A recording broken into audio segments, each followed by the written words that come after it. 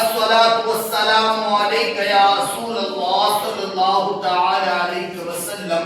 अल्लाहुम्मा इफ्तह अलैना हिकमतका वंशुर अलैना रहमतका या ज़ल जलाली वल इकराम। अल्हम्दुलिल्लाह, हमने नमाज की शर्तों को पढ़ा। नमाज की 6 शर्तें हमने पढ़ी। पहला तहारत, बोले पहला तहारत, दूसरा सत्रे औरत, तीसरा इस्तकबाले किबला, चौथा वक्त, पांचवी नियत, छठा तकबीरे तहरीमा। हमने इसको ये भी समझा, तहारत का मतलब बदन पाक होना, तहारत का मतलब कपड़े पाक होना, और जिस जगह नमाज पढ़ रहे वो जगह पाक होना। हमने ये पढ़ा था, ठीक है। हमने ये भी पढ़ा, सत्रे औरत का मतलब बदन का छुपाना, बदन का ये सत्रे औरत, बदन छुपाना। अच्छा, तीसरा इस्तकबाले किबला, यानी काबे की तरफ मुंह होना, किबले की तरफ किबले की तरफ किबले की तरफ मुंह होना। किबले की तरफ मुंह, ठीक है। अच्छा, हमने ये भी पढ़ा था, वक्त से मुराद जो नमाज हम पढ़ रहे हैं उसका वक्त होना चाहिए। जो नमाज पढ़ रहे हैं उसका जो नमाज पढ़े, जैसे फजर पढ़े तो फजर का वक्त, जो नमाज पढ़े उसका वक्त होना चाहिए। जो नमाज पढ़े उसका जो नमाज पढ़े उसका नियत से मुराद, नियत दिल के पक्के इरादे का नाम है। हम जो नमाज पढ़ रहे हैं उसी नमाज की दिल में नियत भी होना चाहिए। उसी नमाज की दिल में नियत होना चाहिए। नमाज की नियत नियत होना चाहिए दिल में, ठीक है। दिल के पक्के इरादे का नाम नियत है। हम जो नमाज पढ़ रहे हैं उसकी नियत होना चाहिए। छठा तकबीरे तहरीमा में लफ्ज़े अल्लाहु अकबर, लफ्ज़े अल्लाहु अकबर इतनी आवाज से कहना कि कानों तक आवाज सुनाई दे। अल्लाहु अकबर, अकबर। अगर कोई अकबर बोलेगा नमाज नहीं होगी। अल्लाहु अकबर, अल्लाहु अकबर। आगे बढ़ रहे हैं। आज हम पढ़ेंगे नमाज के फराइज, नमाज के 7 फराइज। नमाज के ये जो शर्तें थी ये नमाज से पहले थी, अब नमाज के अंदर 7 फराइज है। नमाज के अंदर कितने फराइज है? 7 फराइज है। डस्टर कहाँ गया? नमाज के 7 फराइज हम पढ़ेंगे, उसको समझेंगे। नमाज के 7 फराइज। पहला बोले तकबीरे तहरीमा, पहला तकबीरे ये तो शर्त भी थी। तकबीरे तहरीमा आखिरी शर्त भी थी ना। हमने छठी शर्त क्या पढ़ी? तकबीरे, लेकिन ये पहला फर्ज भी है। पहला फर्ज तकबीरे, पहला फर्ज तकबीरे तकबीरे तकबीरे। और इसका मतलब तो आपको पता ही है, तकबीरे तहरीमा का मतलब लफ्ज़े लफ्ज़े अल्लाहु अकबर कहना, लफ्ज़े अल्लाहु अकबर कहना, लफ्ज़े अल्लाहु अकबर कहना, ये हमने पढ़ा। अच्छा, दूसरा क़ियाम, क़ियाम। दूसरा क्या है? क़ियाम। यानी नमाज में जब नमाज पढ़े तो खड़े होकर नमाज पढ़ना। क़याम कहते खड़े होकर नमाज पढ़ना। किसको कहते? अगर इतनी ताकत है कि आप टेका लगाकर, सहारा लगाकर नमाज पढ़ सकते हैं, जनाब अकबर भाई, अगर आप टेका लगाकर, सहारा लगाकर नमाज पढ़ सकते हैं तो आपको चाहिए कि आप सहारा लेकर खड़े हो, अल्लाह अकबर की नियत बांधे और फिर भले बैठ जाए। लेकिन याद रखिए, अगर आपने थोड़ी सी मजबूरी के तहत अगर आपने खड़े खड़े नमाज नहीं पढ़ी, बैठकर नमाज पढ़ी, नमाज नहीं होगी, नमाज नहीं होगी। खड़े होकर नमाज पढ़ना ये फर्ज है।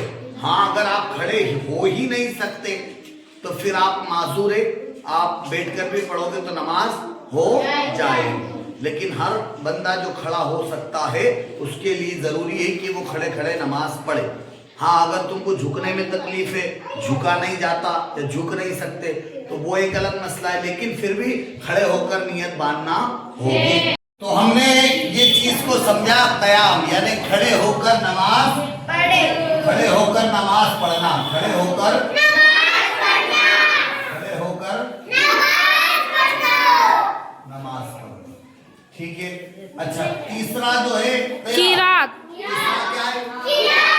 क़िरात यानी नमाज में जो सूरा है उनको सही अंदाज में तजवीद के साथ पढ़ना। क़िरात, क़िरात, क़िरात। ठीक है। नमाज में सूरतों का पढ़ना, कुरान का पढ़ना।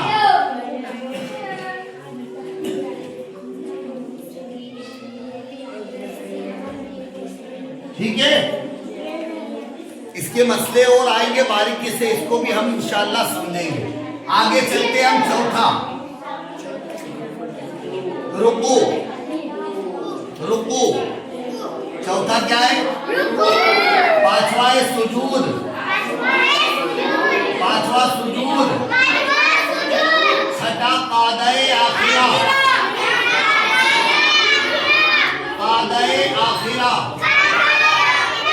कादए आखिरा, कादए आखिरा। सातवां खुरूजे बिसुन्निही। सातवां खुरूजे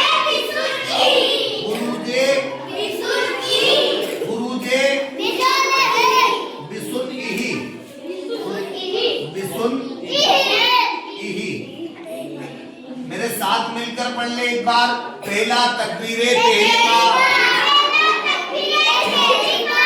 मैं बोलूं उसके बाद बोले। पहला तकबीरे तहरीमा,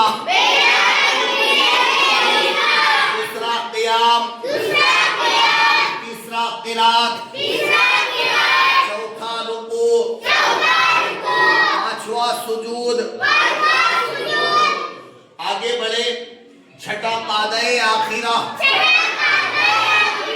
सातवां खुरूजे बिसुन्निही। तकबीरे तहरीमा का मतलब लफ्ज़े अल्लाहु अकबर कहना, लफ्ज़े क़याम का मतलब सीधा खड़ा होना, खड़े होकर नमाज। आइए अब हम देखते हैं क़िरात। तीसरा है क़िरात यानी नमाज में सूरह पढ़ना, तलफ्फुज़ की अदायगी के साथ सूरह इतनी आवाज में पढ़ना कि कानों तक आवाज सुनाई दे, ये है क़िरात। ये है तीसरा फर्ज। चौथा है रुकू यानी नमाज में झुकना, नमाज में रुकू, नमाज में ये चौथा है रुकू। रुकू का अदना दर्जा ये है कि इतना झुके कि हाथ बढ़ाए तो घुटनों तक पहुंच जाए, और ये रुकू का अदना दर्जा है। रुकू का अदना दर्जा, ठीक है ना। झुकना मैं शॉर्टकट में लिख दे रहा हूँ, झुकना, ठीक है ना। इतना झुके कि हाथ बढ़ाए तो घुटनों तक पहुंच जाए, ये रुकू का अदना दर्जा है। हमें पूरा इस तरह झुकना है कि पीठ भी सीधी रखना है और हमारे पांव भी सीधे हो, हाथ भी सीधे हो, पीठ भी सीधी हो, गर्दन भी सीधी हो, ठीक है। ये रुकू है, ये चौथा फर्ज है। अच्छा, पांचवा फर्ज है सुजूद। पांचवा फर्ज है सजदा करना। सजदे की हकीकत क्या है ये भी हम समझेंगे। याद रखें, 8 हड्डियों का जोड़ जमीन पर लगता है तब जाकर सजदा होता है। जब हम सजदे में जाएंगे तो दोनों हाथ जमीन पे टिकेंगे, दोनों पैर ऑलरेडी जमीन पे टिके हुए हैं, हाथ भी टिकेंगे 2 और 2 4, फिर नाक टिकेगी, फिर पेशानी टिकेगी, ठीक है। घुटने भी टिकेंगे, कितने हो जाएंगे? 2 पांव, 2 घुटने, 2 हाथ, 6 हो गए। फिर नाक की हड्डी और पेशानी जम जाएगी जमीन पर, ये 8 हड्डियों का जोड़ लगेगा तब सजदा होगा। तो सुजूद यानी सजदा करना, सुजूद यानी सजदा करना, ये 5वां फर्ज है। ठीक है। अच्छा, छठा जो है कादाए आखिरा, आखिरी रकात में जो अत्तहियात के लिए बैठते हैं उसे कादाए आखिरा कहते हैं। आखिरी रकात में बैठना, आखिरी रकात में बैठना, अत्तहियात के लिए जो हम बैठते हैं ना उसको कादाए आखिरा कहते हैं। आखिरी रकात में जो दूसरी रकात में अगर मान लो 4 रकात की नमाज हम पढ़ रहे हैं तो 2 रकात में जो हम बैठेंगे वो कादाए उला होगा, और आखिरी रकात में जो चौथी रकात में बैठेंगे वो कादाए आखिरा होगा। ठीक है। अथवा है खुरूजे बिसुन्निही, यानी ऐसा कोई अमल करना जिससे हम नमाज से बाहर हो जाए और हम क्या करते हैं, सलाम फेरते। क्या फेरते? सलाम फेरना, सलाम फेरना। खुरूजे बिसुन्निही यानी सलाम फेर कर नमाज से बाहर होना। खुरूजे बिसुन्निही, खुरूजे बिसुन्निही। उम्मीद करता हूँ आपके समझ में आया होगा। अल्लाह करीम हम सबको याद करने, उस पर अमल करने, उसे आम करने की तौफीक अता फरमाए। कोई गलती हुई हो अल्लाह माफ़ फरमाए। अस्तगफिरुल्लाह रब्बी मिन कुल्ली ज़ंबी व अतूबु इलैह। आगे का सबक हम कल पढ़ेंगे, इसको हमने समझा है और आगे भी समझाया जाएगा इंशाअल्लाह। आप अच्छे से याद करें। अल्लाह आपको कामयाबी नसीब फरमाए।